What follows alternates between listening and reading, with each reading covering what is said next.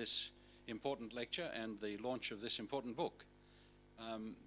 There's a number of past presidents I should acknowledge. I'm not actually sure what a collective noun for a group of past presidents is.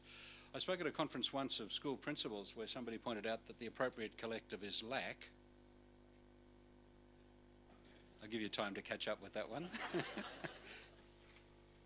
But the Academy has named this lecture after Keith Hancock, and it's a particular pleasure that he's with us as one of the past presidents. The others are Professor Sue Richardson, Professor Joe Isaac, and Professor Leon Mann, all of whom are sitting over in this part of the room. So I'd like to welcome them along with all of you.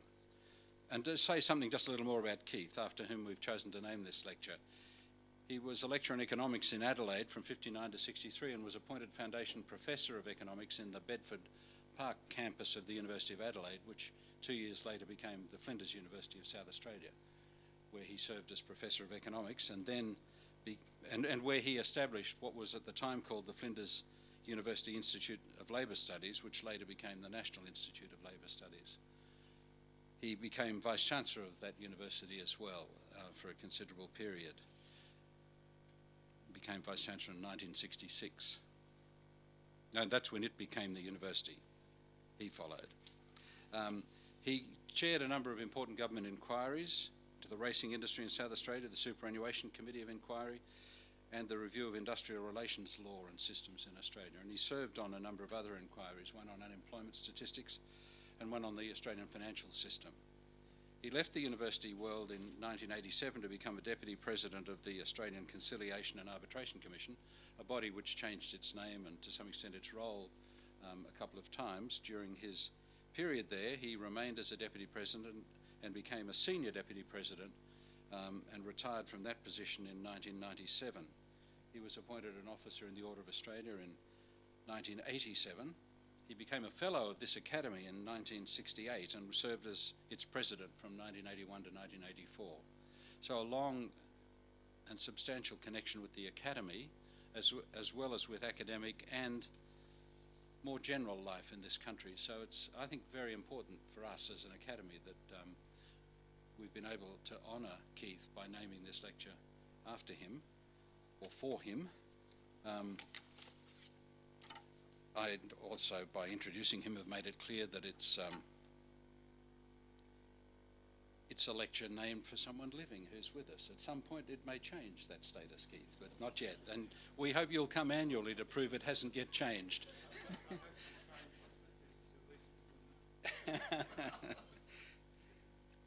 So,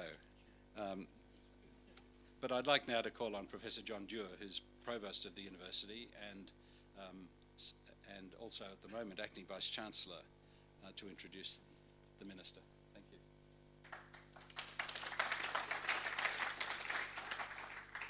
Thank you very much, Barry. And it is indeed a great pleasure to welcome all of you to the University of Melbourne for this very important occasion.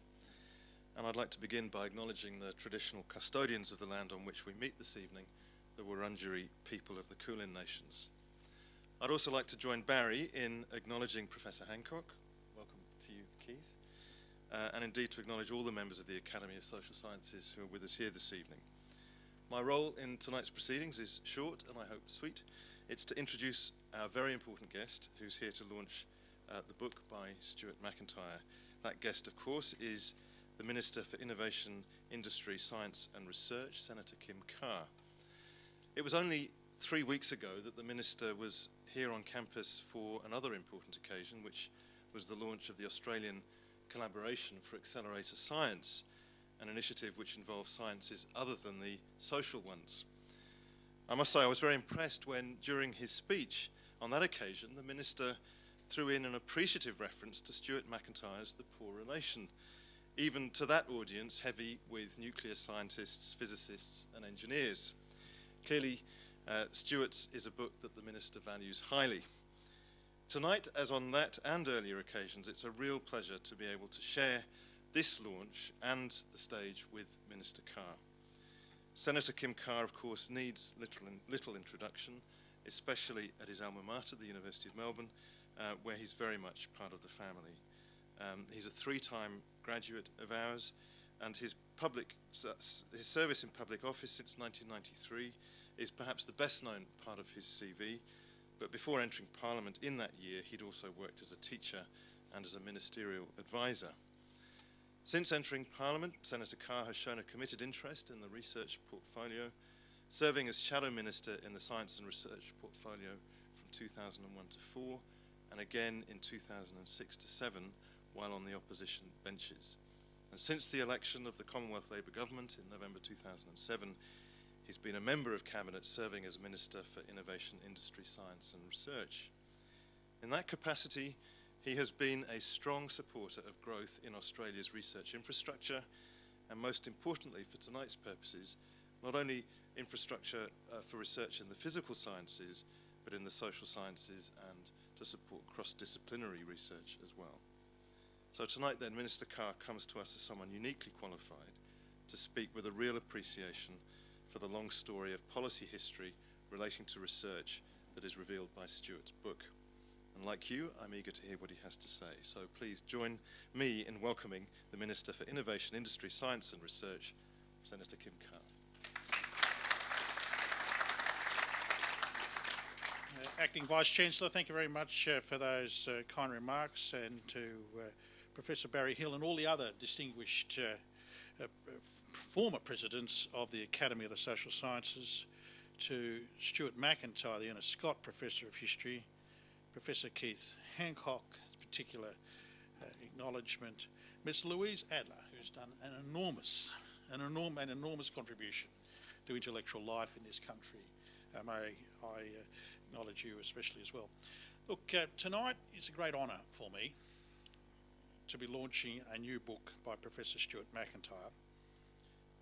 And that's not just because it says kind things about the substantial increase, that's the words you use, the substantial increase Labor has made to funding for research in universities over the past 2.5 years. It's an honour for me because Stuart and I go back a long way, so I should declare these matter.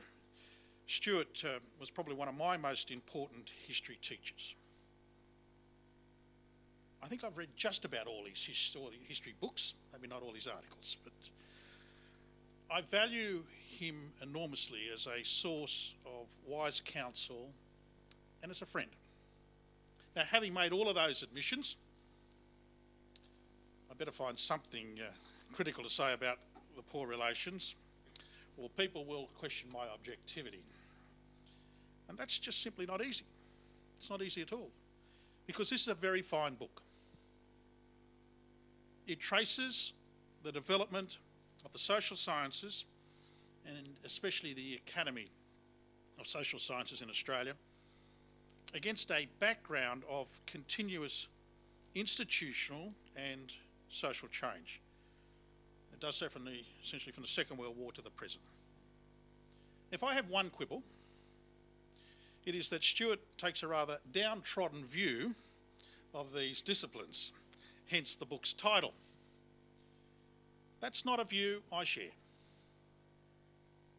And since I've started in this job, and as Stuart observes, and I quote him here, I've been particularly anxious to involve the humanities and social sciences in the great project of renewal and modernisation that is central to my portfolio. There's just no denying that the social sciences, alongside the humanities and the creative arts, were marginalised over the decade of the previous government.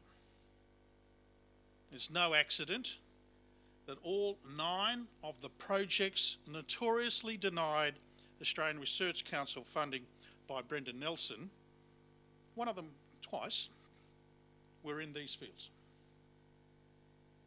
Most of them touched on some aspect of Asia or sexuality. And so if you wanted to research sexuality in Asia under the previous government, you may as well have forgotten it. Stuart provides an account of this sorry episode in this book. Now, we set out to change that. And we've done that from day one of our election. We opened the International Science Linkage Scheme and the Cooperative Research Centres program to the humanities, arts and social science. We put a HASS representative on the Prime Minister's Science, Engineering and Innovation Council.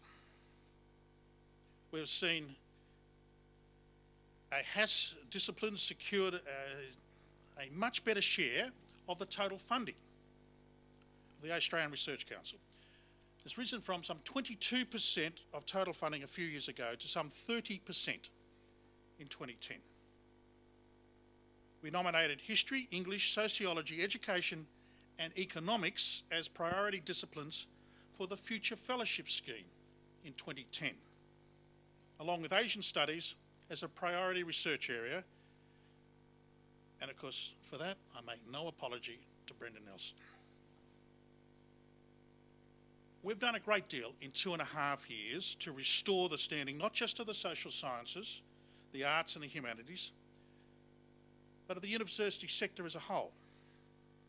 And as Stuart points out in his Poor Relations, and I quote, Australia was the only OECD country in which the public contribution to higher education remained at the same levels in 2005 as it was in 1995.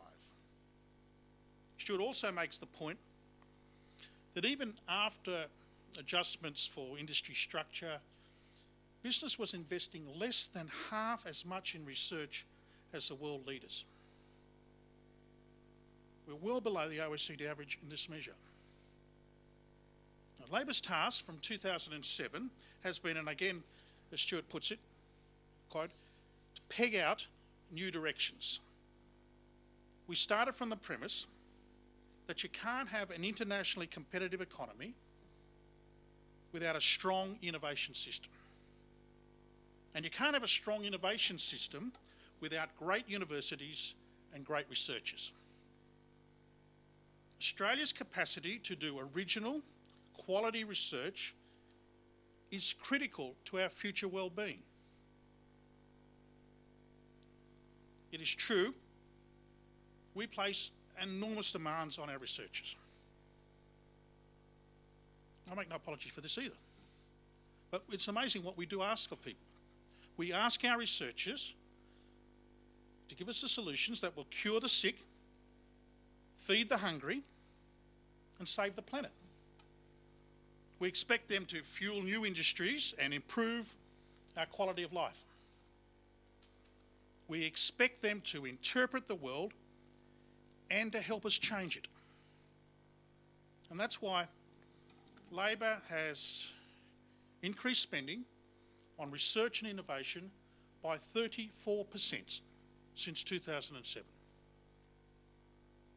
And that's why in 2.5 short years, we've injected billions of dollars into the university system for infrastructure, for teaching, for learning, and for research. And that funding continues to grow. Our improvements to the indexation of block grants will deliver an extra $2.6 billion to universities from 2011 through to 2015. Not that you'd hear a word of this in any of the Murdoch newspapers. The Sustainable Research Excellence in Universities, our new scheme to support the indirect research costs, will deliver another $1.1 billion or so over the same period. So you'll forgive me when I get down to the nitty-gritty on these matters, and I know Stuart will forgive me for this. This is a measure, and all of these measures are what's at stake on the 21st of August. When our opponents came to office in 1996, they cut higher education outlays by $1.8 billion. That's in their first 4 years. In 2010, they don't have a policy on innovation or research. All we know is that they expect people to essentially, well, as Joe Hockey says, he says, to want to find incentives for people to invest in themselves. What we also know is from the Shadow Minister, they're refusing to rule out cuts to the Australian Research Council or the NHMRC. So this is why I say to you, all that we've achieved is at risk, including the recognition of the social sciences that Stuart argues so compelling for in this whole book. The social sciences will be, of course, never a poor relation while I'm on my watch.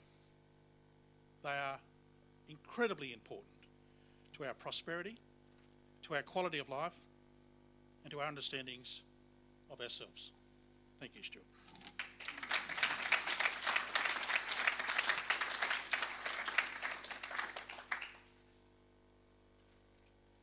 Well, thank you very much to Professor Dewar for the introduction and to Senator Carr for launching the book in such style. I want to ask Louise Adler, who's the Chief Executive Officer of Melbourne University Publishing, to introduce Stuart. We're delighted from the Academy's point of view that this is a venture in which we have a part, but delighted that MUP is the publisher of this important book. Thank you.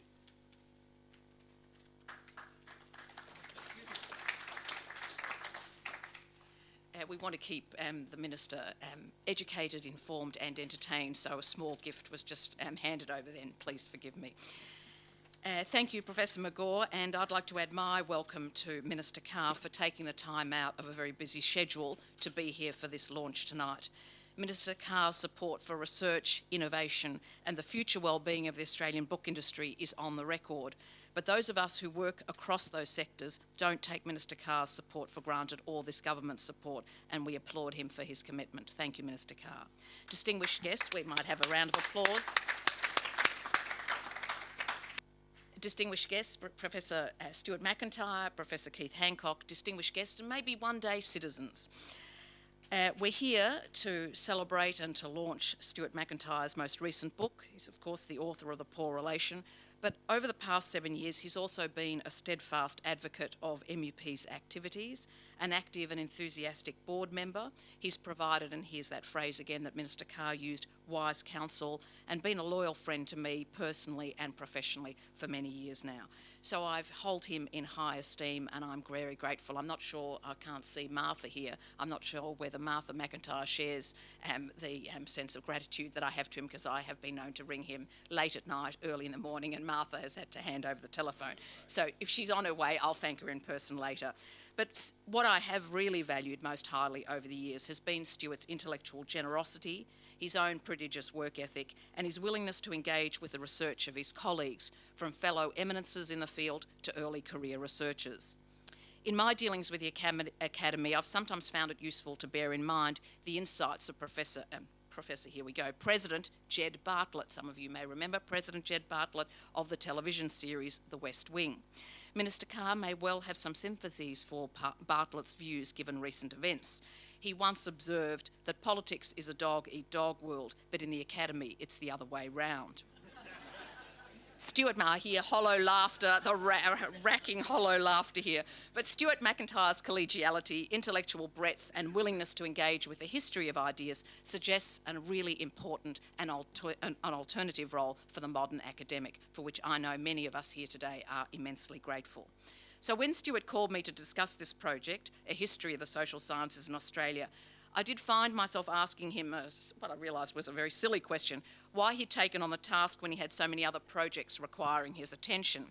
And then I remember that in my very first year at MUP, Stuart delivered The History Wars, A Short History of the University of Melbourne, and assisted Dick Selleck with The Shop, and I can't even think of how many other articles he produced in the same time. As everyone who's gathered here tonight knows, Stuart's research has often been groundbreaking, but he's also found time to be an active member of the Academy of the Humanities and the Academy of the Social Sciences, to mentor too many PhD students to list, to produce one award-winning history after another, and to participate in innumerable public debates, forums and committees on the teaching of history. Time is too short here for me to actually record or recite Stuart's publication list. I looked them up and I got tired, and I was only at 2002, so far too long, but very impressive. MEP is proud to be Stuart Macintyre's publisher. I have to really put in parenthesis, one of Stuart Macintyre's publishers, but we view ourselves as his preeminent publisher. We're proud to be publishing his history of the social sciences and to be collaborating with the Academy in ensuring this history is made public. Please join me in welcoming Professor Stuart Macintyre to the microphone.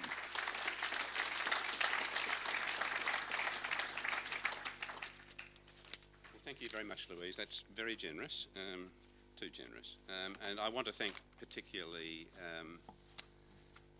the Minister for, I'm not quite sure whether it's a matter of national security, but the Minister who'd agreed to launch this book very generously then discovered he has to fly to Queensland later this evening. And I think you have to leave about 7, don't you, Kim? And I know if I were doing that, I would not have attended a book launch at 6, and it's very generous of you. The Minister is, of course, an accredited social scientist, and to show that he's impartial, he frequently uses the word science in its Germanic meaning of encompassing the humanities and social sciences. But I know from my own experience that he has been, as a minister, determined to play the humanities and social sciences into research policy in a number of ways, and I've experienced some of those, and I particularly thank him. I should also just thank Melbourne University Publishing for all the assistance they gave, the university for its generosity in supporting this lecture. This is a travelling lecture, and I'm going to repeat it. This is a sort of a trial tonight in Brisbane and Hobart, and I'm looking forward to doing that with the assistance of the Academy. I'm particularly pleased that, I'm sure she'll forgive me for saying so, Jennifer Furnance, who's the Finance Officer of the Academy, has come down from Canberra for this occasion.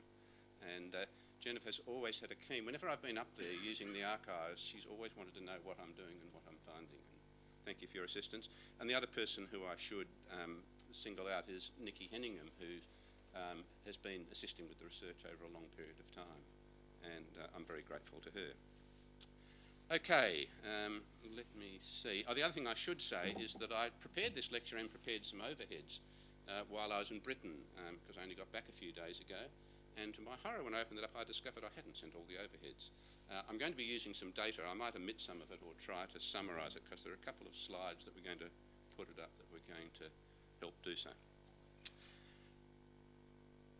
Faced by an intractable budgetary crisis, Louis XVI of France bowed to necessity in 1788, and he summoned the Estates General. Since this was to be the first meeting of that National Assembly in a century and a half, his finance minister invited suggestions how the three estates of the ancien regime, the clergy, nobility and commons, should be organised for the occasion. Emmanuel Joseph de Sierre, a priest who'd been infected by the rationalism of the Enlightenment, seized the opportunity to publish a pamphlet with the uncompromising title Qu'est-ce que le troisième état? What is the third estate, he asked. Everything. What has it been hitherto in the political order? Nothing. What does it desire to be? Something. The question, what are the social sciences, invites a similar response. The natural sciences, well endowed, conscious of their lineage and dignity, unquestionably comprise the temporal nobility. The humanities, esteemed for their less worldly vocation and pastoral role, might be seen as the spiritual estate, albeit reduced to mendicant status. The social sciences, at once more numerous and more disparate, constitute the third estate.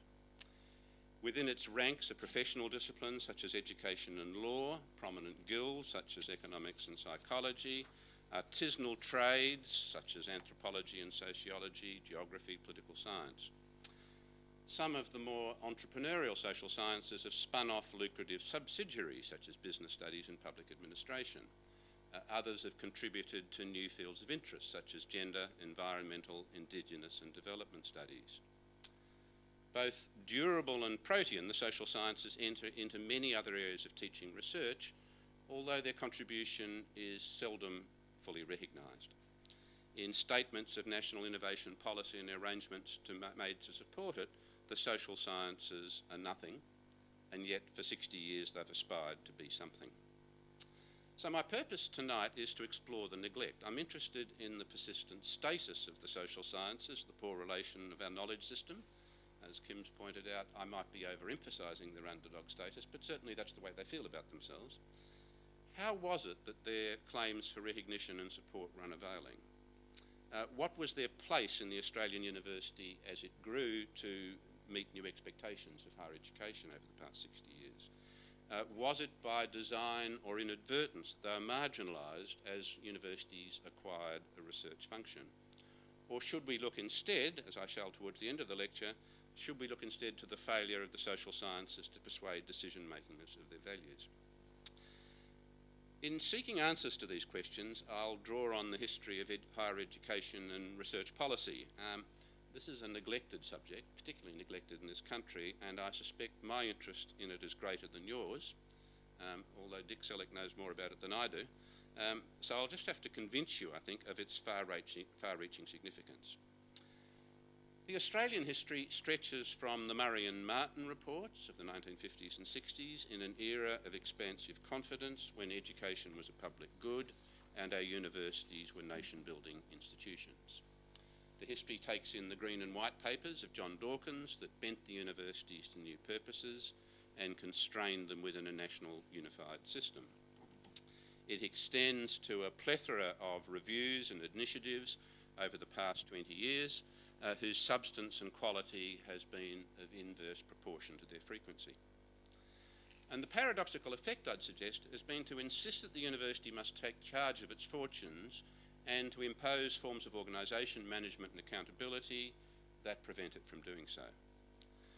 Research policy similarly seeks returns on investment in science and technology that are seldom realised but invariably generate still grander schemes.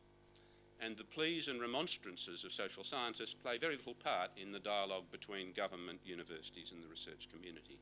So the final purpose of my lecture will be to suggest how they might be better served. I'll begin by providing some indices for the growth of the social sciences. Back in 1939, there were just 6 universities in this country with a total enrolment of 14,000 students. Wartime measures and the Commonwealth Reconstruction Training Scheme after the war doubled student numbers, and the increase in academic staff was even greater.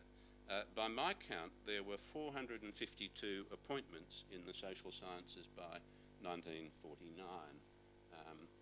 I've taken that from a series of university listings in that source down there. And you will see in that list that the predominance of what I call the vocational social sciences is marked. It's overstated in the figures shown there by the heavy reliance of faculties of economics and commerce and law and education on professional practitioners holding part-time appointments. Even so, economics clearly led the field. Psychology, which had only recently separated from philosophy in this country, was growing rapidly. History and philosophy, both established disciplines, enjoyed an advantage over the newcomers, political science and geography.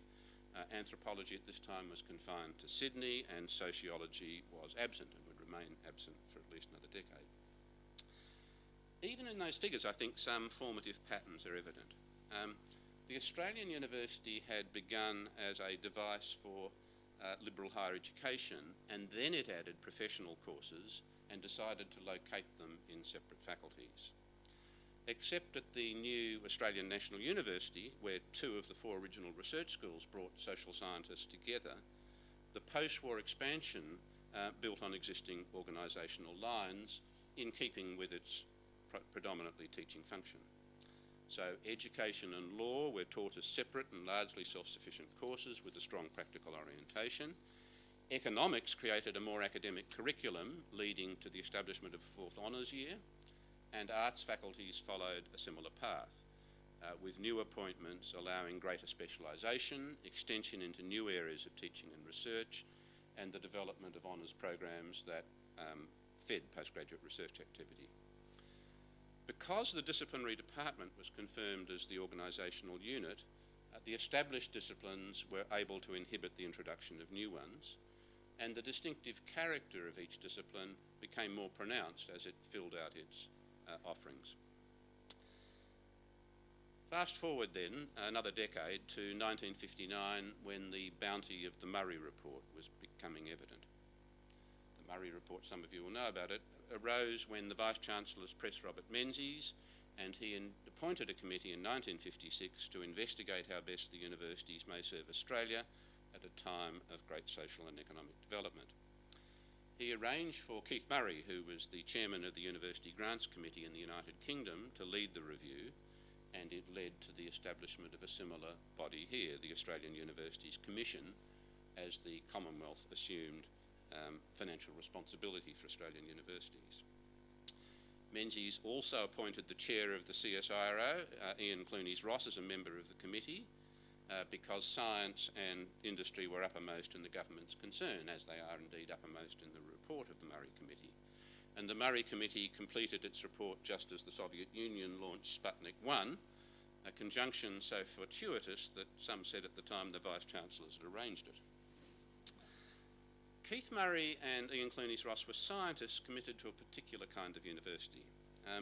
The teaching, they said, in terms that are redolent of the 1950s, should provide not merely a technical and specialist training, but a full and true education befitting a free man and citizen of a free country. They did in their report acknowledge women. There was a strong emphasis there on the need to increase participation for a number of reasons. In discussing their research, they said it was important that it not be dictated by industrial concerns, because they said the exploitation of discoveries was best left to separate institutes of technology, and universities should concentrate on basic research, and indeed they should determine the balance between what their report described as the pursuit of knowledge for its own sake and research that they described as indispensable to the welfare of the nation. The Murray report set in train a flurry of new universities after the Sydney Technical College had become the University of New South Wales, or initially a technological university and then a university in the wider sense. And the University College of New England achieved autonomy in 1954. We get the creation of Monash in 1958, the lifting of the Canberra University College to university status as part of the ANU in 1960, creation of Newcastle as a university in 1961, new university colleges at Townsville 1961, Wollongong 1962, and preparations already underway for Macquarie and La Trobe, both established formally in 1964, and Flinders 1966. Now those last three, Macquarie, La Trobe and Flinders, were the most adventurous. The others very largely replicated existing universities, but these concentrated on general studies in the social sciences, humanities and sciences. They taught very few professional courses. They rejected the disciplinary department as the unit of organisation in favour of schools that could span disciplinary boundaries. And the rationale of the social science degree designed at Flinders by the young economist, Keith Hancock, that they recognised the complexity and interdependence of human affairs, could be taken as a description, I think, of the objectives of those three universities. And for reasons that I don't have time to explore here, that, I think, generous undertaking of a university education, a new sort of university education, did not survive in the long term. A second Commonwealth inquiry, 5 years later, this one conducted by the Melbourne physicist Leslie Martin, confirmed a binary divide between universities and other bodies of tertiary education. Universities would combine teaching and research in academic disciplines. The others would combine teaching, would be teaching applied and vocational courses. Now, perhaps paradoxically, the social sciences benefited disproportionately from this rapid expansion of the university system. By 1969, they were teaching approximately 40% of the 108,000 university enrolments in Australia. And this is where I wanted to throw up my slide. Perhaps if I go back to the earlier one, I can at least. The figures for academic staff in 1969 were economics 556, law 169, education 132, and then some quite noticeable growth. History 291, psychology 203, political science 149, philosophy 132, geography 120, anthropology 59, and sociology by 1969 had 47 academic posts. Those figures, I think, reveal that the principal beneficiaries of this growth were the social science departments in arts faculty, for a number of reasons. They were more active in research, they enjoyed much better staff-student ratios than the professional faculties, and they flourished in this period. They and the universities would benefit further from the largesse of the Whitlam government and then feel the effects of the sharp downturn that followed the OPEC oil crisis of 1973-74. So that, and here I wish I had a slide, from education, from government, all educational expenditure as a percentage of gross national product amounting to 1.62% in 1950-51, it had risen to 3.15% in 1960-61 and 4.62% in 1970-71 to reach a peak of 6.46% in 1976-77. Hangover, Fraser wanted to cut it but couldn't. And at that time the government contribution to education was 6.13%. Now that level has never since been regained. The universities were becalmed after 30 years of favourable conditions, and I think they took some time to realise that this wasn't a temporary misfortune. I can see that some of you were in universities at that time, and in the late 1970s we thought this was an abnormal, just wait a while and they'll see sense. Drifting, I think the universities waited for trade winds to refill their sails, and of course they waited in vain as the Fraser government failed to find a way out of the economic doldrums. In 1985 values, the Commonwealth provided the universities in 1975 with $1,335 million, and in 1985 it was $1,374 million, as in the decade in the late 90s and first part of the present decade, they were essentially becalmed. And as a proportion of gross national product, expenditure on higher education fell between 1975 and 85 from 1.5 to 1%. Now that brings me to the second function of the modern university, research. At the beginning of this history, that was more of an aspiration than a regular practice. The private sector spent very little on research and development. It derived much of its technology from overseas, while government at this time directed its effort to separate agencies such as the CSIRO. Urged on by some influential social scientists in the public service, to whom I'll return, Ben Chifley was persuaded that Australia needed its own capacity for research and research training, and it was decided that it would be provided by a special Institute of Advanced Studies in the nation's capital that would be free of all teaching responsibilities and would have a separate budgetary appropriation. As you might expect, Melbourne, Sydney and the other established universities refused to accept this division of labour. When they created their own PhD degrees. But throughout the 1950s, they relied for their research endeavours on internal economies. It was after the Murray report that the Commonwealth grant to universities included a component to support research, but it wasn't until Leslie Martin completed his inquiry in 1964 that the Australian Research Grants Committee was established, the precursor of the ARC, and for the first time there was an external source of research support. In its first 3 years in the late 1960s, the ARGC distributed $9.5 million to academic researchers. Those in the social sciences submitted 16% of applications and were awarded 15% of grants. We've done a lot better than that now, and it was worth 9% of the funding. And since the other source of research support was, of course, the National Health and Medical Research Council, and it had a similar budget, you can see that the proportion of national competitive grant income directed to the social sciences was less than 5%. Now that's an incomplete measure of research activity at the time. In the late 1960s, higher degree candidates in the social sciences made up nearly 20% of all candidates, and expenditure on social science research amounted to a little over 10% of all university research expenditure. But from the very outset, the machinery for public support of university research was dominated by natural scientists. The first chair of the ARGC was in fact the president of the Academy of Science. The head of the department that administered it was a former treasurer of the same academy, and the department with which it was contained, a new one, was designated the Department of Education and Science. Australia wasn't alone in that orientation. It was in the post-war period that science acquired an aura of unrivalled authority. Its claims were set out most compellingly by Vannevar Bush, a New England electrical engineer who was the architect of wartime science in the United States. And in 1945 he submitted a report to President Truman on post-war arrangements entitled Science, the Endless Frontier. And the nub of Bush's argument was that the major advances made recently in aeronautics, electronics, synthetic materials, pharmaceuticals, and above all nuclear fission had all come from discoveries in the purest realms of science.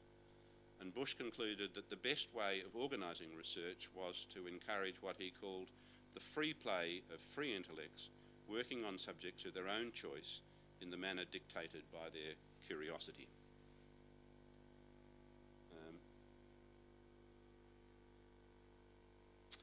Now that was the policy that guided the National Science Foundation in the United States and similar funding bodies elsewhere, including the IRGC, until the 1970s, when faltering economic performance cast doubt on its efficacy as well as its growing expense.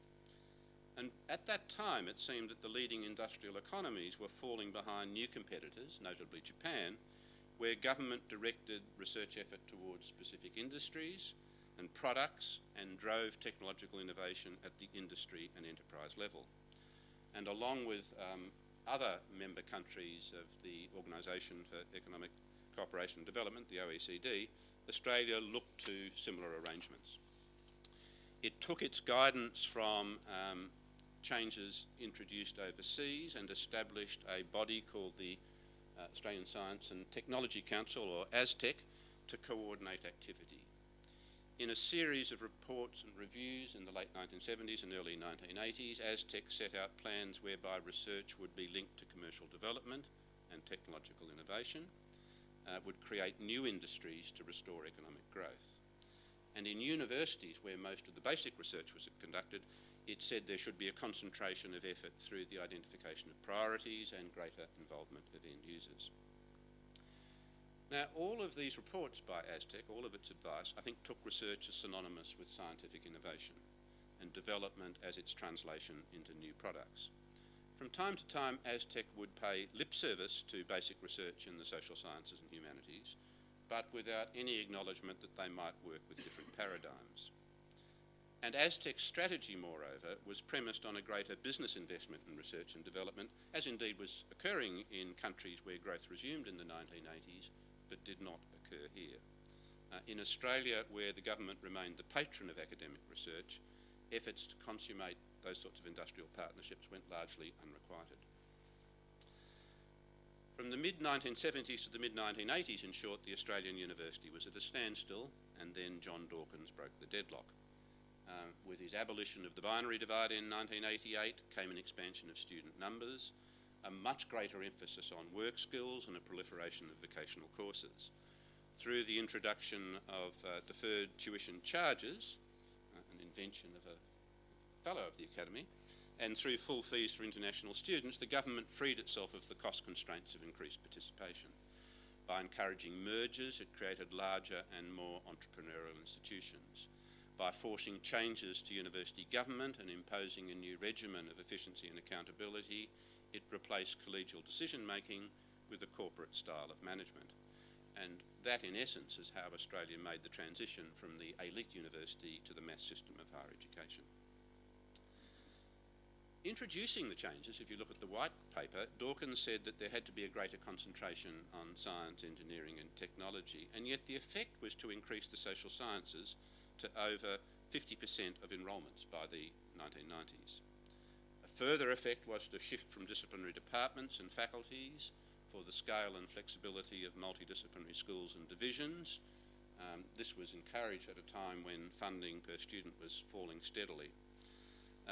Effective full-time enrolments in social sciences rose from 150,000 in 1988 when the Unified National System began to 220,000 in 1996, but staff numbers barely increased from 8,900 to, sorry about the spacing there, from 8,900 to 9,400.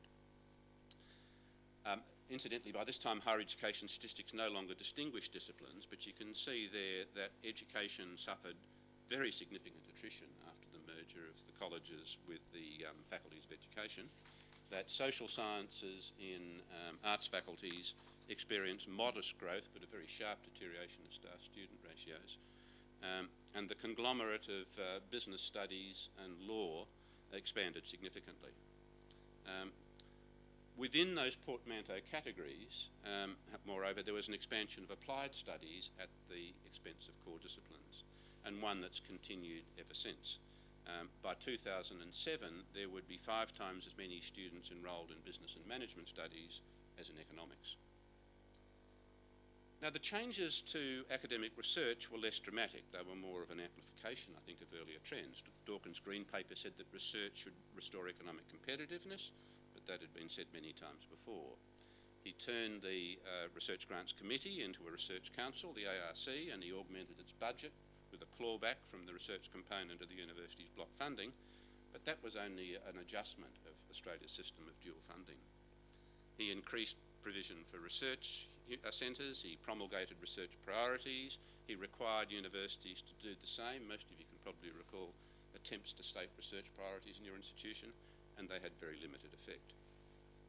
Indeed, the creation of a unified national system in which all universities were eligible to conduct research and undertake research training across the full range of their academic activity contradicted Dawkins' avowed intention of concentrating effort. And the increase in the ARC's budget was outstripped by the increase in applications. The success rate dropped well below 20% in the early 1990s. The social science share of ARC funding at this time ranged between 11 and 16%, but the ARC was upstaged by now by, as a source of advice to government by a new body, the Prime Minister's Science Council. It's undergone subsequent changes of name. And it was the Prime Minister's Science Council and the Chief Scientist who devised, for instance, the new scheme of cooperative research centres, from which the humanities and social sciences were excluded until Kim Carr reversed the exclusion a couple of years ago. Now, the more recent history, I think, is probably too fresh to you to require retelling. In higher education, the Howard government increased the operation of the market, contained fiscal costs, cost to its own budget, increased student charges, wrung all possible benefit out of the international student revenue, with increasing strains that the recent Bradley Review documented. In research, it did little more than recalibrate the funding formulas until the turn of the century, when the program called Backing Australia's Ability injected a large additional sum for science and technology. And I think it was there at any point, if you wanted to nominate it, it was there when the then Chief Scientist determined a separate provision for science and the application of 4 extraordinarily circumscribed research priorities to the ARC's support of basic research, that the status of the social science as a poor relation was formalised. Australia is not alone in privileging big science as the engine of innovation, nor in the belief, despite all evidence to the contrary, that you can identify frontier technologies, assemble large research teams in expensive facilities, manage their progress and commercialise their discoveries.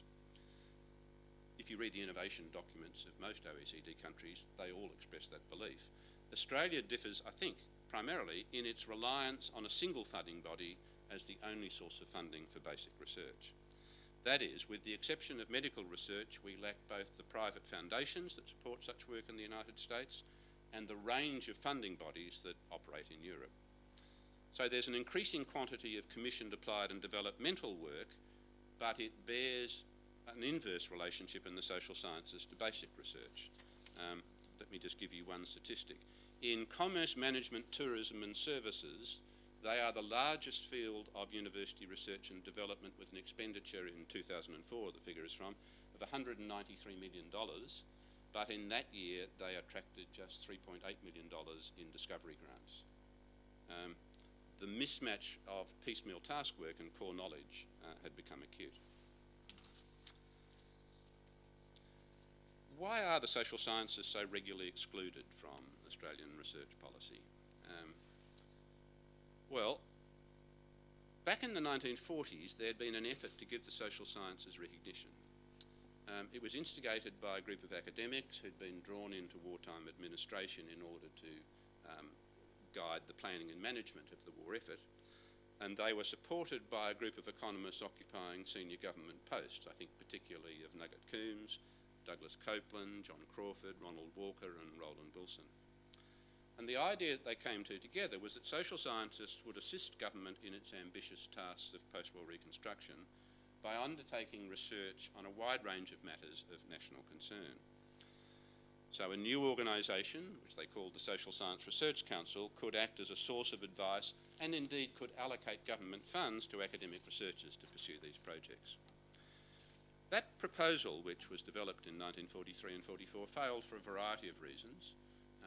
Two I'd single out: the reluctance of government to fund such an arrangement and the fierce opposition of the Vice-Chancellors to anyone coming between them and the public purse. Probably the latter reason was more important. So it took a very generous grant from the Carnegie Corporation of the United States to prize a matching amount from the Commonwealth for an attenuated Social Science Research Council to continue its existence. And through the 1950s and 60s, the Social Science Research Council used those funds to undertake a number of foundational activities that I describe in the book. I think they're foundational because they help to constitute the social sciences research disciplines, so that the money was used to compile bibliographies, to assist the establishment of academic journals, to subsidise monographs, organise seminars in new fields, and provide research and travel grants, and also to foster relations with international counterparts through international disciplinary associations. And subsequently, the SSRC raised additional funds for some major projects. The first was on women in Australia, the second on improvements to the income tax system, the third on circumstances of Aboriginal Australians, and then one on migrants, and one in the 1970s, an environmental study of Botany Bay. Several of those projects, especially the Aboriginal and migrant ones, had very substantial consequences for public policy. I don't think it's exaggerating to say that they laid intellectual foundations for Aboriginal self-determination and multiculturalism, although in both cases the investigations aroused official suspicion. Commonwealth continued to support the SSRC, but always at a lower level than the grant it provided to the Academy of Science. The government wasn't terribly impressed when the Social Science Research Council turned itself into an academy, the Academy of the Social Sciences, in 1971. I think to government that seemed to confirm its academic orientation. And for that matter, the Academy was no more effective in its advocacy than the Social Science Research Council had been. It often grumbled about the neglect of social sciences in higher education, but it found great difficulty in presenting persuasive alternatives. I would suggest that there was a mutual misunderstanding that persisted through these post-war decades. That is, social scientists repeatedly claimed that they could improve policy if only they were given the means to apply their insights. For its part, government repeatedly found the advice it received to be ill-informed and impractical. And it also noted that most of the money it provided for social science research in universities was going into intramural activity. That is, every branch of social science seemed to need its own professional association and journal, its own disciplinary infrastructure, its own conferences and so on. And the claim that these academic entrepreneurs could serve practical purposes seemed in Canberra to be a thin disguise for their empire building. I think also that the problem was exacerbated by the failure of social scientists to distinguish their forms of knowledge from those of the natural scientists. The social sciences, as I've suggested, were configured in this country as separate disciplines and in an organisational structure that restricted opportunities for interaction. And by the time the social sciences had been established here, earlier attempts both in North America and Europe to build a unifying epistemology for the study of society had very largely collapsed. The social sciences, it seemed to me, operated at a further disadvantage. If scientists work with broadly accepted methods of explanation applicable across the natural world, then social scientists dealt very largely with human activity in time and place. They invoked the authority of science to distinguish their knowledge from popular understandings used in everyday life, and they laid claim to an exclusive expertise that qualified them to undertake specialised and systematic inquiry. But much of what these socialist scientists did and found remained obstinately vulnerable to popular judgments of its validity and utility. Social science, in short, lacked the powerful mystique attached to natural science, at least, I suppose, until the recent efforts to discredit climate change. Few people would challenge the claims of scientists in the way that they did social scientists. Besides, As it was pointed out, social scientists seem to make no transformative discoveries. They didn't invent breakthrough technologies. They were served even more poorly by the new research paradigm that took hold in the 1980s. From this time, the object of government was to capture the intellectual creativity of academic researchers, to take knowledge production out of the hands of self-directed disciplinary groups and put it at the disposal of business and government. And at first, this involved schemes of exhortation and encouragement, but when that failed, there was increasing recourse to prescription. Initially, universities were offered incentives to cooperate, but then came the batteries of accountability and evaluation and audit that turned them into knowledge managers. Successive reviews, and there were many of them in the 1980s and 1990s, drew attention to the disappointing results of such policies, and the solution that was invariably proposed was to go further. If Australia lagged in innovation and universities were failing to serve it, then universities had to be pressed harder. If academics persisted in their hermetic attachment to disciplines, then they needed to be assembled in larger multidisciplinary teams following designated tasks. If too many of them were producing work of little merit or significance, then evaluation should lead to greater concentration activity. And the constant search, I think, for improvement found expression in increasing elaborate schemes for the management of research, but no one ever questioned the efficacy of research management. This new paradigm, I think, has particular significance for the social sciences. From the early advice of ASTEC, the Science and Technology Council, to the recent provision for super science, social scientists are normally expected to follow arrangements devised by scientists for science. The circumstances of big science, that is, advanced technologies that generate rapid discovery, allow a concentration of effort in large-scale institutes and centres, with management systems designed to facilitate interaction with government and industry and to produce outcomes that can be commercialised as intellectual property. Those features do not apply to social science or to most social science research. One of our disadvantages, I'd suggest, please the ministers here to hear it, is that we don't cost enough. Our requests look pitifully small. Our business propositions look overly modest. Nor is there a congruence of methods. Scientists work cumulatively in paradigms that are relatively stable and with experimental procedures that allow, give or take climate change, for consensus. Whereas social scientists work in a multiplicity of directions. Some are qualitative, some quantitative, some experimental or ethnographic or what have you. The disciplines in the social sciences overlap and contest each other, but they very seldom resolve their differences. That is, they conduct border raids and plunders each other's attractive ideas. They provide alternative perspectives. It has been suggested that economics and sociology correct each other's absurdities. But it doesn't have great effect on their separate practices. And that lack of agreement is frequently taken as a sign of backwardness and an impediment to the interdisciplinary collaboration that's enshrined in research policy. Now, it's not for want of trying that the disciplines haven't converged. The Social Science Research Council of the United States began, in fact, in the 1920s with the intention of bringing them together, and it failed to do so. The principal American foundation sponsored very large-scale endeavours of the same sort after the Second World War, again with disappointing results.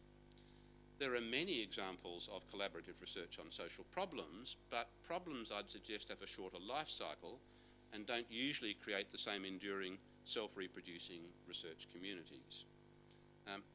And given the institutional incentives for interdisciplinary research, the failure to integrate social science disciplines suggests that something other than obstinacy is at work. Those who manage research regard disciplines often as obstacles to collaboration. A very lazy metaphor describes them as silos, disregarding the function of the silo as a facility that stores grain and protects it from predators. Disciplines are often seen as constraints on creativity. They're artificial barriers or congeries of self-interest. I would argue strongly that they are, on the contrary, powerfully durable ways of organising and advancing knowledge, and that the social science disciplines provide models of society, each one of them with its own conceptual map that defines what it's possible to know and how it might be known. And it's the partial and specialised character of these disciplines that gives them their force and coherence, indeed constitutes them as disciplined forms of inquiry. And it also means that interdisciplinary collaboration in the social sciences is much more than a pooling of knowledge or expertise. It's made possible and fruitful by conscious exploration of the grounds of that knowledge. Social science research resists the rapid discoveries that characterise the sciences with their advanced research technologies. Social scientists very frequently use computers to store and analyse large bodies of data, for instance, but first of all they have to collect it. And the subjects of their research are people who are self-reflective and self-interpreting, as indeed are the researchers. They might provide explanations, but their capacity to predict is limited.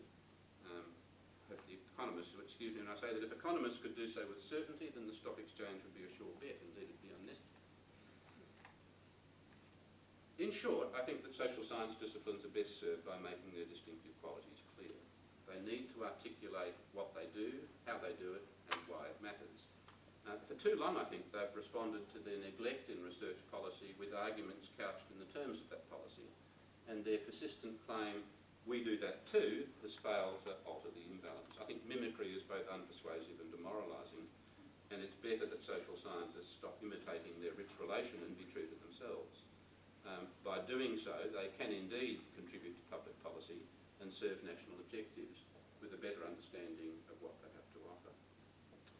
Advocacy, I think, is important. Advocacy is for gaining the attention of those who determine the fortunes of the Australian university. Once advocacy gets you inside the Minister's office, then my concern, I think, has always been to argue for social science disciplines. And that argument begins with the extensive and detailed knowledge that Australia needs to conduct its own affairs and to deal with other countries. And the disciplines are repositories of that specialist knowledge, and they provide the modes of investigation and bridges to work done elsewhere. We run them down at our peril. Disciplines are complex organisms, I think, that draw their sustenance from a combination of method and content, and their maintenance requires a rich undergraduate major and a full honours program and broad opportunities for research training. Thin out the branches of a discipline so that, for instance, in philosophy you concentrate on applied ethics and no longer offer logic or metaphysics. Reduce the options so that in history you teach the modern world but not earlier periods. Tailor the curriculum to applied studies so that anthropologists are too busy with development studies to cover kinship or social structure. And strip out the more speculative component so that policy studies displace political theory. Thin out the branches of a discipline in that way and the discipline withers and loses its capacity to interact with other disciplines. To conclude then, if social science disciplines are to be sustained, I think there needs to be attention to their configuration.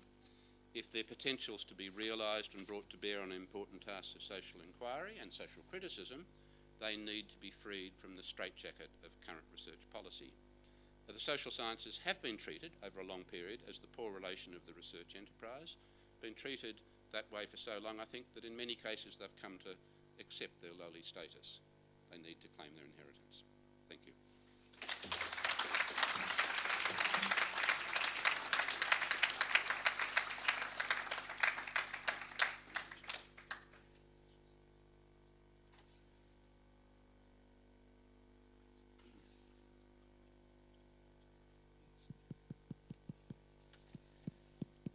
Thank you, Stuart. I'll thank you more fully at the end, but this is a period for questions for those of you who'd like to... Or disagreements. Well, questions or comments then. Over to you.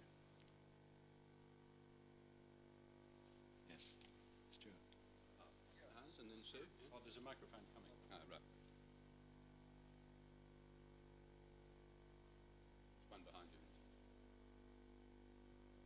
Yeah, it seems that we now have the corporate university.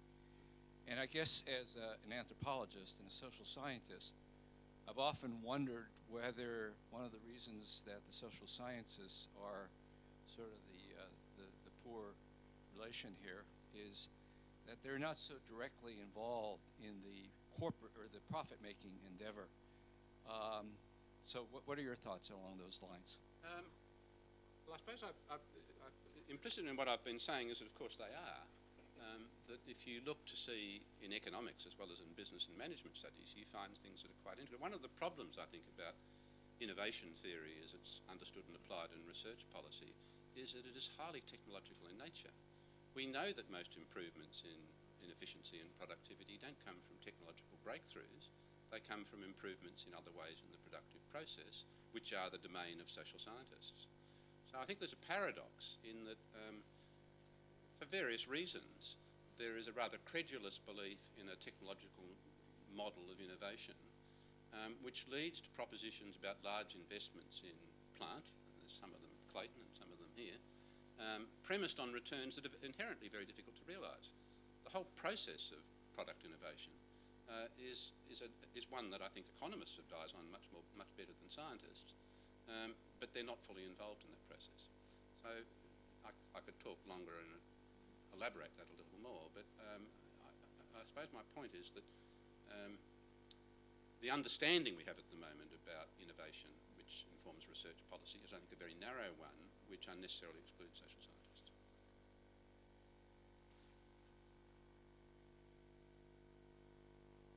Stuart, why don't you just take the questions? Hello, Sue Richardson. Stuart, that was a beautiful presentation. I thought that was insightful and richly researched, and I'll meditate on many of your insights for many years to come. But as an economist, I actually don't share the fundamental message that you're giving, that, you know, social sciences are the poor relation and they can't have their voice heard. I actually think that economics actually is in danger of being too dominant. It's too, you know, have occupied the commanding heights of public policy. So the notion that, you know, that economics is sort of downtrodden, I think is at odds with the experience. Now, they're not particularly well funded like the rest of the social sciences. I certainly agree with that. But in terms of not being important and a heard voice, I think that's just wrong. Thank you, Sue, and thank you for your kind words, because we've discussed, you kept on asking what am I doing in my research, and I've given you much more halting explanations on previous occasions, haven't I? This is my first time. I don't know whether we're all together at loggerheads, because I would have no doubt at all that methods of economic analysis inform public policy in a very powerful way, and we can think in many areas of social policy where essentially economic paradigms of behaviour obtain. And that's a further paradox, isn't it? Because I think there's often a disjuncture between the sort of research that economists do, the curiosity-based research, and the forms of applied economics. I mean, a striking example, so that economics is at the same time necessary, and on the other hand, as you suggested, it's underfunded in its research. It's eclipsed in many universities by forms of applied economics at the expense of pure economics, which is where real discoveries are going to come. And I think there's a sort of an ambiguity in Australian attitudes. I suppose I was struck by this with the, what I might call it a debate, but the public discussion of the resource super profits tax, where there were economists queuing up to explain the benefits of adopting such approach, but they were simply swept aside. And that they were swept aside by vested interests who undoubtedly were drawing on economists and their organisations. But that the advice given, if you like, by the academic research community didn't prevail. And much the same, I think, can be said, for instance, of some of the reports, I should whisper this here, many of the reports, for instance, of the Productivity Commission, I think, have great insight. I mean, their report several years ago into publicly funded research is a document with which I'd agree with a great deal. It talked about the distinction, the problem of confusing public research and private research, and made a number of suggestions why basic research should be better supported in universities. Had no effect at all. So I think there's a sort of a disjuncture of that sort that still operates.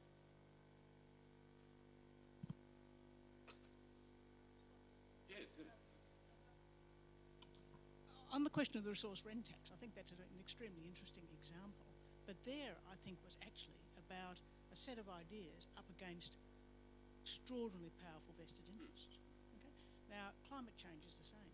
Yes. Climate change, the scientific evidence for climate change is almost universally accepted by scientists. Yes. And yet it's got no traction, or not much traction, at a political level. And that's about the same powerful vested interest in many cases as the ones that crunched the resource rent tax. I think that's true. I think that in some ways there's been a loss of intellectual authority by the research community. If you think back to the 1940s and 50s and the powerful credibility that people had, I do think that the climate change thing is significant because for the first time, I was suggesting that many people regard social science research as either unnecessary, trivial, or why do it, but have always been very respectful of science, partly because they found it harder to understand.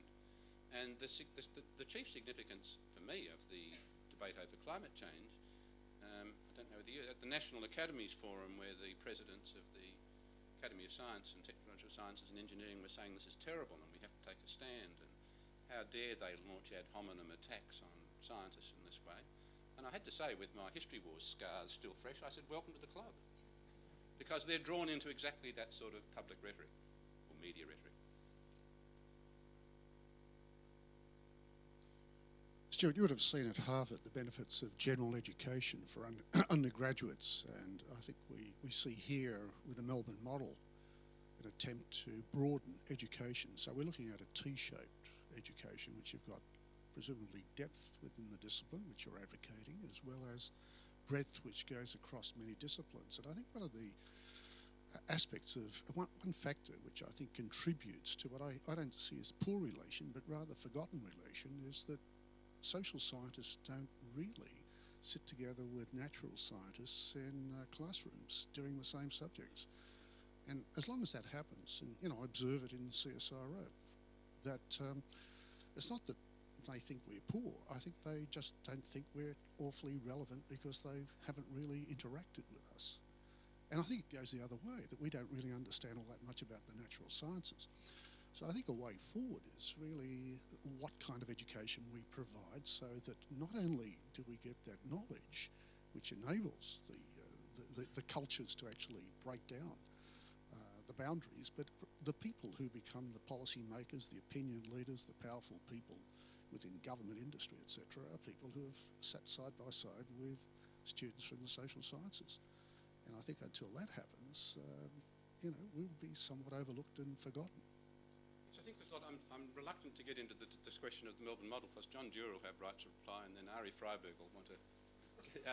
But I would distinguish the Melbourne model's curriculum from that given at Harvard, which offers a very rich variety of disciplines in depth, which is not being offered under the Melbourne model. There's a thinning out of core disciplines to an alarming degree under the Melbourne model, but that's partly due to factors that don't necessarily, are not inherent in the idea of a general degree first. Yes, I agree with you. I think that, is there a misunderstanding between scientists and social scientists? Well, my book tells a story, I think, where for a long period of time scientists were deliberately intending to exclude social scientists. Mark Oliphant, I think, will get the Academy Award for this.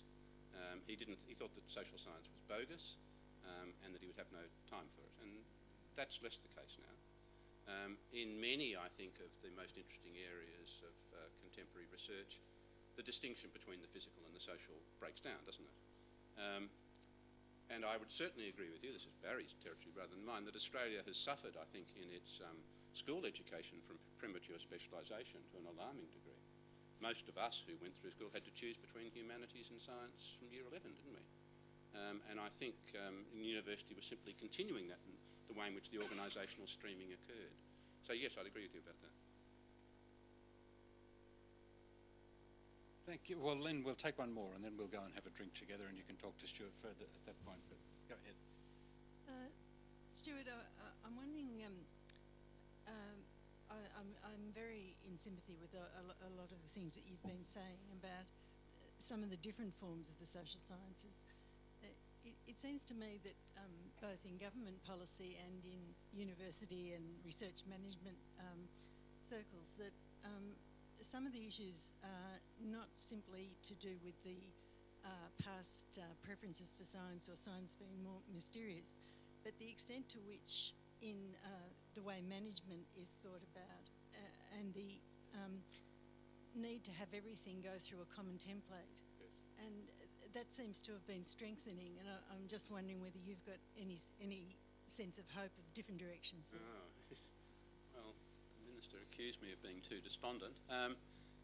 Look, all I'd say, I think, about, yes, you're undoubtedly right, and it operates at a number of, well, it operates in Australia very powerfully in the funding model that was developed in the 1980s and 90s, which, Commonwealth officials would keep on saying, we're not telling universities they have to use the national formula in their own internal allocations, knowing full well they would. And I think that was quite ruinous to a number of important disciplines. And yes, there are a number of other ways in which common templates are imposed. I don't think that's a purely Australian phenomenon. It's apparent in most countries that are trying to develop mass systems of higher education. And I agree with you, well, this is more your area than mine. I think that it has major intellectual flaws. I think it is very difficult there is a great difficulty, I think, in remaining true to an educational objective when you have sort of input-output models of education. Thank you very much, Stuart. Before we conclude, I'd like to give Keith Hancock a chance to make a comment. Since the Academy has been generous enough to honour me by having this lecture named after me, I just want to say that I really am honoured by the quality of the lecture that we heard tonight, and also the associated book, which I have read from cover to cover. I think they're both sources of enormous stimulation. And thank you very much. Thank you very much, Keith.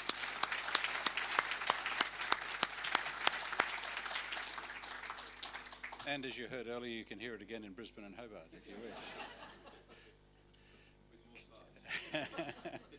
Can I, on behalf of all of us, thank you, Stuart, very much for the stimulation of the lecture and the whetting of the appetite for those who've not yet seen the whole book, for the more detailed ideas that are expressed there. It's a great piece of work. It started out as a reflection on where we've come from as an academy. It's turned into a history of the social sciences that's a tour de force, really. So thank you very much. And can I invite you to join us, Stuart and others, for drinks outside? Thank you.